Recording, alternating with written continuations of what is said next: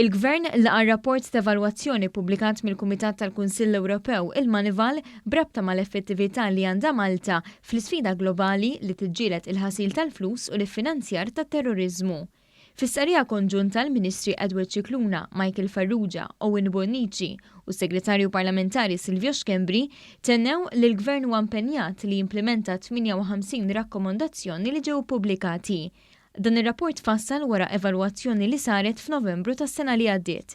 Fis-sarija ngħid li flimkien mal-imsieħba soċjali u mal-awtoritajiet kompetenti f'Malta, il-Gvern jinsab sodisfatt bil-progress li nkiseb fil-pjantazzjoni mill-Kumitat ta' Koordinament Nazzjonali biex jiġi miġġieled il-ħasil tal-flus u l-finanzjar tat-terrorizmu fuq medda ta' snin. Il-Kumitat magħmul minn bosta uffiċjali governattivi twaqqaf f'April tas-sena li għaddiet biex jimplementa strateġija nazzjonali kontra l-ħasil tal-flus u l-finanzjar tat-terrorizmu. Il-Gvern ħabbar li dan il-Kumitat flimkien ma' 20 istituzzjoni kompetenti Maltin oħra se jfasslu pjantazzjoni mifrux fuq sena biex jimplementaw 58 rakkomandazzjoni tal-Manival.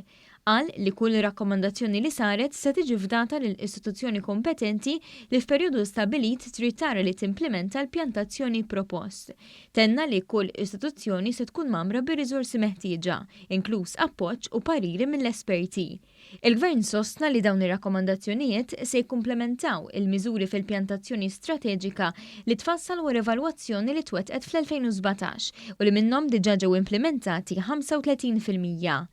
Intant dan ir-rapport isegwi evalwazzjoni li għamel l-Istitut tal-Governanza f'Basel li klassifika lil Malta bħala ġurisdizzjoni b'riskju baxx għal ħasil tal-flus u l-finanzjar tat-terrorizmu. Il-Gvern sostna li dan jiċċertifika li l-kwistjonijiet f'Malta jistgħu jiġu indirizzati b'tali mod li jkunu suċċess, l-aktar bir-riformi li qed isiru biex isaħħu l-istituzzjonijiet regolatorji u ta' nfurzar tal-liġi. Saħaq li Malti hija kommessa li tajn fil-ġlieda dinjija kontra l-ħasil tal-flus u l-finanzjar tat-terrorizmu u tilqa' kull għarfien li sar sa issa brabta mal-ħidma li qed titwettaq.